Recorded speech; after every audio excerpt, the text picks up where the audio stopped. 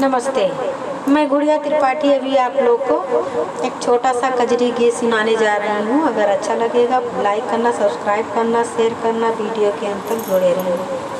कि हमारे ससुर लंबी चौड़ी खेती बाय गाँव पर धान बाना।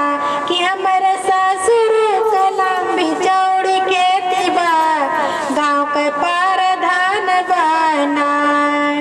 कि खेतवा बोवल धनिया सासु बेचली बजरिया। खेतवा बोवल धनिया सासु बेचली बजरिया।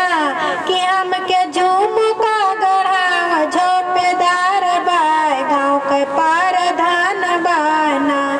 कि हमके झुमका गढ़ाव झोपेदार बा गाँव के पार धान बाना।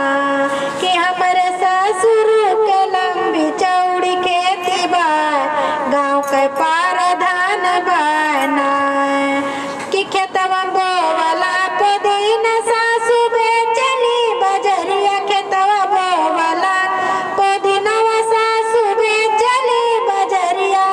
कि हमके नाथिया गढ़ाव झोपेदार बाय गाँव के पार धान बाना।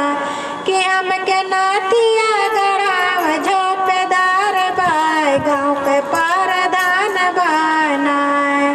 कि हमरे ससुर के लंबी चौड़ी खेती बाय गाँव के पार धान बाना।